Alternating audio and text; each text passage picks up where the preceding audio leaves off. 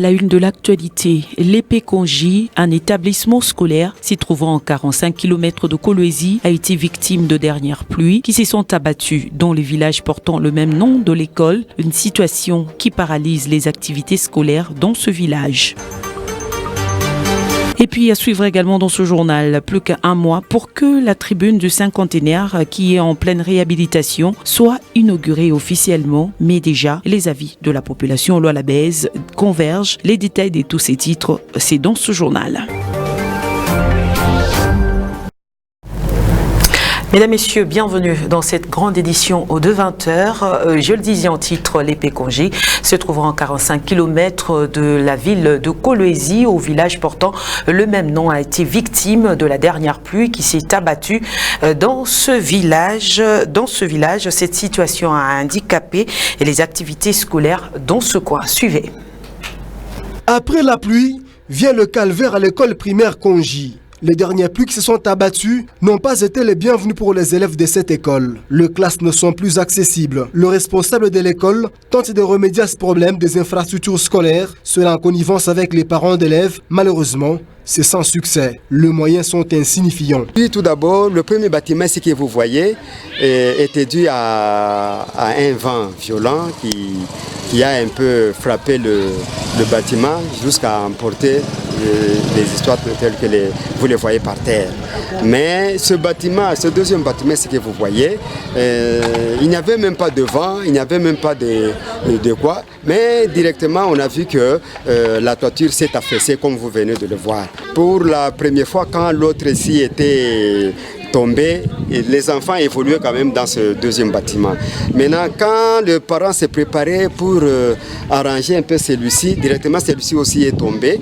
Maintenant, nous nous sommes organisés d'une manière que les enfants puissent un peu évoluer dans des églises. Mais ici, en Konji, nous n'avons qu'une seule église. Alors, avec cette seule église, vraiment avec une multitude d'enfants, c'est-à-dire nous avons maintenant 565 enfants, alors qui sont vraiment exposés en l'air comme ça. Parfois, les enseignants sont en train de donner cours sous l'arbre, comme vous venez de le voir, et les autres peut-être s'écafouillent une seule partie là qui est un peu, qui reste un peu comme ça. Bon, avec cette partie restante là, on peut gazer quelques enfants là-bas, mais vraiment là, tout d'abord, le fonctionnement ou bien les études des enfants sont tellement difficiles. Avec les moyens du bord, les parents se surpassent pour trouver une solution durable. Jusque-là, c'est utopique. Les fournitures scolaires surabondent grâce à un élu du coin, mais les conditions d'études ne suivent du tout pas. Nos enfants ne peuvent pas étudier dans de bonnes conditions. Nous nous retrouvons dans des difficultés. Nous n'avons pas assez de moyens pour construire une école en faveur de nos enfants. Nous avons eu à voter les députés. La seule question que nous nous posons, qu'est-ce qu'ils font réellement? Mais aussi les gouverneurs, nous l'appelons solution. Ailleurs, ils trouvent des solutions. Mais ici, nous ne voyons pas cela. C'est pour cela que nous l'appelons qu'ils viennent ici nous trouver une solution. L'intervention de l'autorité compétente dans la réhabilitation de cet édifice public permettra à ces futurs cadres du pays de ne pas vivre une année blanche. Autre chose dans cette édition du journal, pour lutter contre la dépendance alimentaire, le gouvernement provincial a procédé il y a peu à la distribution des intrants agricoles. Malheureusement, certains coins de la province n'ont pas été approvisionnés. Suivez. Mpouéné, l'un des plus grands centres agricoles de la province, ce village approvisionne régulièrement la ville de Kolwezi en produits champêtres. L'année culturelle étant déjà au début, les agriculteurs de Mpouéné se voient être oubliés par les autorités lors de la distribution des intrants agricoles. Et pourtant, ces habitants ne vivent que de la houe. Les difficultés que nous avons ici, probablement pas les intrants, pas même les semences à distribuer aux agriculteurs. Mais pourtant, on se débrouille fort. Nous cultivons presque les tout. Les maïs, ici, on en trouve en abondance. Pommes de terre, par exemple, les arachides et les maniocs aussi. On en a. Ici, on n'a rien. Je parle même, tout ce qui m'attend, même les agriculteurs, on attend tout ce que je suis en train de parler. Ici, en Mpouéné, il n'y a point. Même un sac, je n'ai pas vu. Je suis le responsable ici, mais il n'y a rien jusqu'à présent. On continue toujours à se plaindre. Nous demandons au gouvernement provincial qu'il songe aussi à nous. Le chef de terre Mpouéné hausse le ton et déplore la manière dont les engrais sont distribués par le ministère de l'Agripel et les réalités de terrain ne sont pas mises en compte. On nous dit qu'il faut éradiquer la famine et ils nous disent que le Lualaba est une province pilote. Pour ce qui est des associations, c'est faux. Ici au village, il n'y a aucune association. Je demande au ministre de l'Agripel de descendre sur le terrain afin de remettre les intrants agricoles aux habitants et non le remettre aux associations, car au village, il n'y a pas d'association pour les agriculteurs. Ils remettent les intrants à ceux qui vivent à Kolwezi et non aux habitants de Mpouéné. Qu'ils remettent ça aux chefs de groupement, car eux connaissent mieux les agriculteurs. Signalons par ricochet que le gouvernement provincial, par le biais du ministère de l'Agripel, avait procédé à la remise des intrants agricoles aux différentes associations des agriculteurs de la province du Lualaba. Le village Mpouéné était représenté à la cérémonie de remise par les personnes qui ne sont pas du village. Donc c'est un dossier à suivre. Le gouverneur de la province du Lualaba, Richard Mouyage Manguez-Mans, a regagné sa province dans l'après-midi de ce jeudi 24 octobre 2019 par l'aéroport national de Kolwezi. Le gouverneur a mené plusieurs activités dans la capitale congolaise en faveur de sa province. Ben Moulante nous en parle.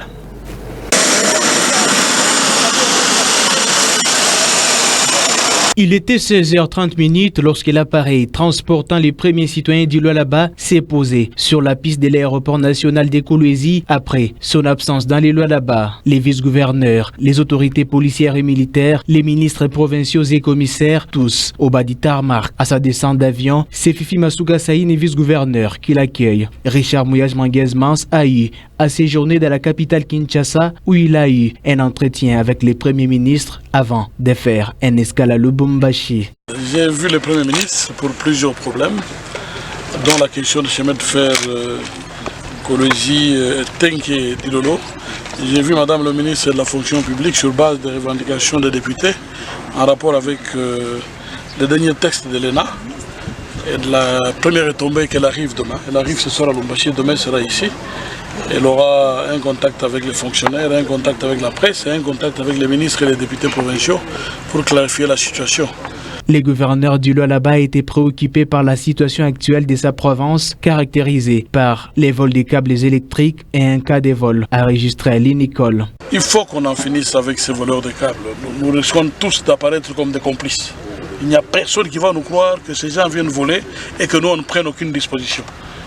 L'opinion finira par croire que tous nous sommes complices, tous nous sommes concernés. Il est vrai que la SNEL n'a pas beaucoup de moyens, mais il nous appartient à nous, l'État, de prendre des dispositions pour éviter que ce vol arrive. Je ne peux que présenter mes regrets à la population qui sera desservie pendant longtemps. En ce qui concerne l'Unicole, si c'est un vol normal, il n'y a pas de problème.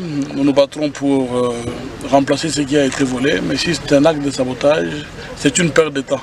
Parce que nous allons bientôt démarrer le deuxième bloc. Signalons par ailleurs que les gouverneurs prévoient d'autres activités dans son agenda. Le chef de l'État congolais, Félix Antoine Tshisekedi, a eu un tête-à-tête avec Vladimir Poutine, président russe. C'était lors du sommet russe-Afrique qui s'est d'ailleurs clôturé ce jeudi 24 octobre 2019. Au cours de cette rencontre, les deux chefs d'État ont promis chacun de travailler en partenariat dans plusieurs secteurs d'intérêt commun. Raphaël Oblandi nous en parle. Le tête-à-tête Félix Tshisekedi, Vladimir Poutine a eu lieu à Sochi, en Russie, autour des questions économiques, sécuritaires, politiques et diplomatiques. Le président de la RDC et de la Russie ont manifesté l'intérêt de leur pays à coopérer étroitement pour l'intérêt de population de la Russie et de la RDC. Le président Vladimir a promis de soutenir son homologue congolais, Félix Tshisekedi, durant tout son mandat et influencer la promotion des investissements russes en RDC, gage du renforcement de la coopération économique entre les deux pays. De son côté, Le président de la RDC, Félix Tshisekedi, a remercié le président russe Vladimir Poutine d'avoir été le premier leader de pays de l'Occident à lui féliciter lors de son accession à la magistrature suprême. Les conditions dans lesquelles nous sommes logés. Je remercie vraiment de tout cœur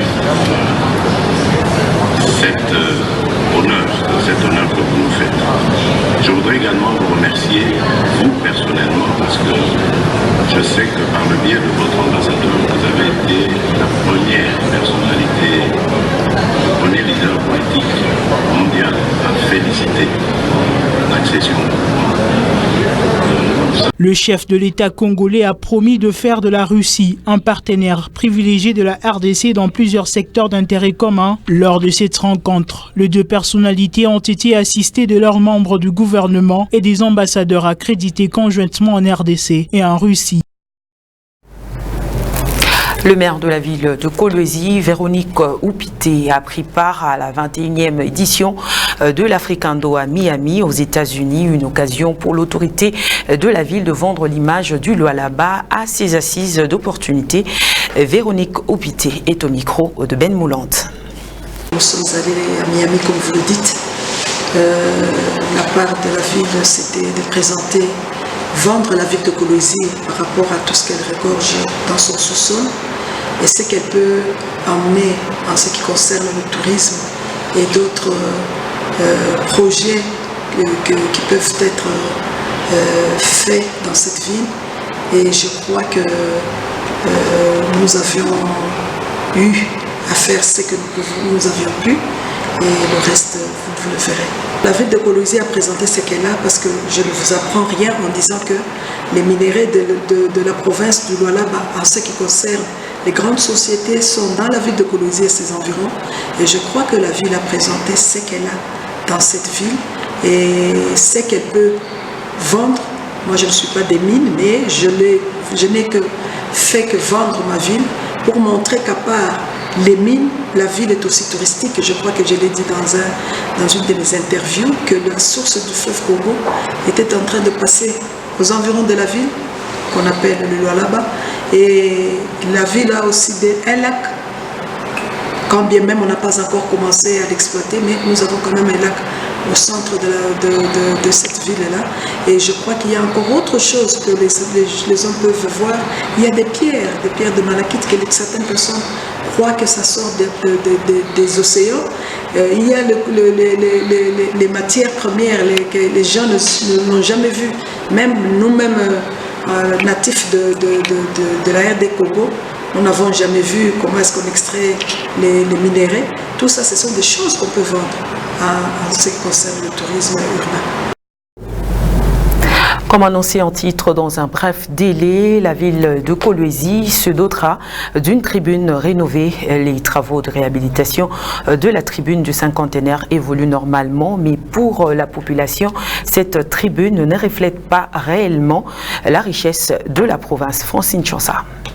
Sable, sacs de ciment, des bois et ferrons sont des matériels de construction qu'on peut apercevoir sur ce chantier. Les maçons et soudeurs sont à pied d'œuvre pour redorer l'image de la tribune du cinquantenaire sise sur l'avenue Laurent-Désiré Kabila. Une satisfaction pour certaines personnes. Nous sommes très contents. Nous disons grandement merci à Madame le maire de la ville. Certes, il y avait notre tribune. Elle a pris une ingénieuse idée de la reconstruire et améliorer la décoration.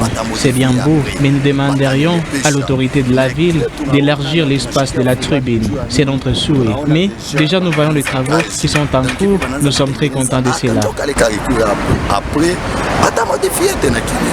Par contre, d'autres habitants veulent voir la mairie de Kolwezi construire une tribune qui reflète l'image de la ville minière. Nous voyons la modernisation de la tribune. C'est une bonne chose. Mais compte tenu de la richesse de la ville de Kolwezi, cette tribune ne va pas. Nous demandons au maire de la ville d'améliorer la construction. Cette construction qui est en cours ne reflète pas réellement la province du Lualaba, d'autant plus que vous savez que Kolwezi est le chef-lieu de la province. La tribune elle est vraiment petite. À l'améliorer et faire adapter aux tribunes internationales, c'est notre souci. Signalant que ces travaux prendront un mois avant l'inauguration officielle. Et au chapitre de la justice au Congo central, 34 avocats sont radiés du barreau pour une aptitude professionnelle. La décision est consécutive. C'était lors d'une réunion tenue le samedi 19 octobre dernier par le Conseil de l'Ordre des avocats du Congo central.